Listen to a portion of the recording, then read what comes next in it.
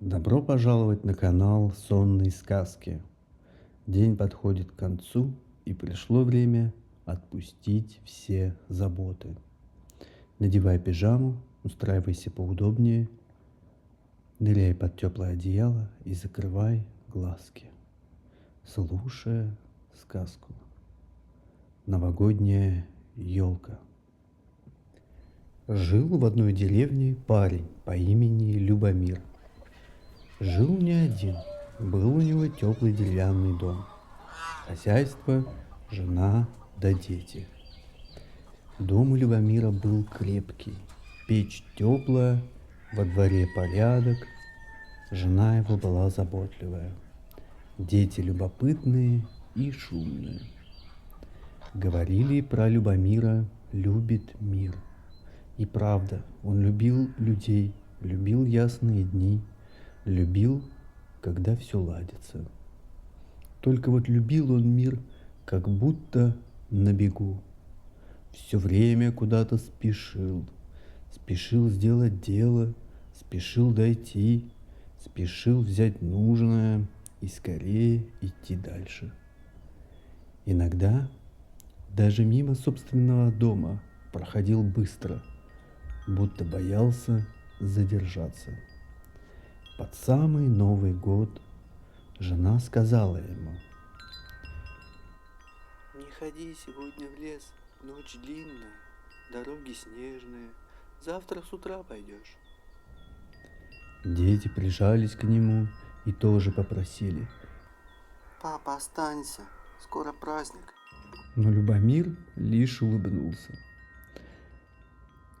«Быстро схожу», — сказал он. «Праздник без елки не праздник». Казалось ему, что если не поторопиться, что-то важное можно упустить. Он взял топор, надел теплый кафтан и отправился в лес. Лес в ту ночь был особенный, не темный и не страшный, а тихий, внимательный. Снег лежал ровно, деревья стояли близко друг к другу, словно слушали. Любомир шел быстро, не оглядываясь, пока не увидел елку. Стройную, зеленую, пушистую, будто сама она ждала. «Вот это!» — сказал он и поднял топор. Топор лишь коснулся коры, и лес задрожал. С ветвей тяжело осыпался снег, земля под ногами стала плотной, и из глубины чащи медленно вышел медведь. Он был огромен, старый, сильный, с густым темным мехом, в котором серебрился иней. Каждый его шаг был нетороплив, каждое движение уверенно. Медведь остановился перед Любомиром, не рычал, не пугал. «Ты зачем рубишь эту ель?» — спросил он глухо, словно говорил сам лес. «К празднику», — ответил Любомир. «Я хотел поставить ее дома». Медведь медленно подошел к дереву, коснулся лапой снега у корней, и след от топора на коре медленно исчез.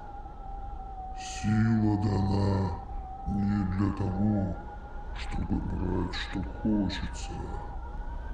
Сила дана, чтобы защищать.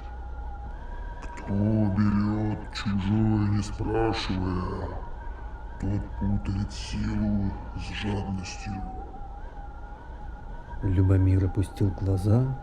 «Я не хотел никому навредить». «Лес все услышит и чувствует», — ответил медведь. будет тебе урок. Потеряешь дорогу домой.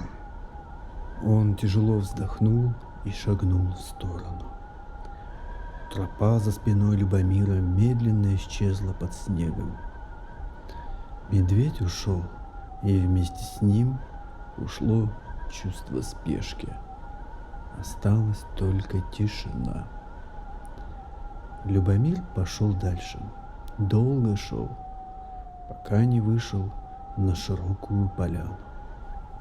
Там стоял лось. Он был высок, могуч, словно созданный из самого леса. Рога его раскинулись широко, как ветви древнего дерева, а в глазах отражалась мудрость. Лось смотрел спокойно и глубоко. И тут лось заговорил. Ты видишь одно дерево, а лес видит, сколько жизней оно защищает. Он сделал шаг, и земля тихо отозвалась. Под этой елкой прячутся звери. В ее ветвях ночуют птицы. Ее корни держат землю. Она росла не для украшения твоего дома, а чтобы быть. Любомир молчал. Любить значит позволять жить. Продолжил лось. Не все, что красиво, нужно уносить с собой. Лось медленно повернулся и ушел между деревьями, словно сам стал частью чащи. Любомир сел прямо в снег. Ему стало тихо внутри. Не хотелось идти, не хотелось брать. И тогда сверху раздалось. На ветке старой ели сидела сова. Она была большой, почти величиной с ребенка. Ее перья блестели в лунном свете, глаза были круглыми, светлыми и смотрели так, будто видели его насквозь. Ты все время спешил, Сказала сова. даже когда не знал куда. Я боялся опоздать, ответил Любомир. Сова наклонила голову. Кто спешит, тот не замечает дороги. Лес не кладовая, здесь не делают, что вздумается. Здесь живут. Она расправила крылья, и ночь стала мягче, Остановись, сказала сова. и ты увидишь, что праздник не уходит от того, кто идет медленно. Сова взмахнула крыльями, и между деревьями появилась тропа, светлая и ровная. Любомир встал и пошел по ней. Он вернулся домой без елки, но с теплым сердцем. Во дворе у самого дома росла живая елочка. Он раньше не замечал, как она прекрасна. Любомир аккуратно украсил ее, не ломая веток, и в ту ночь елка словно стала выше и красивее.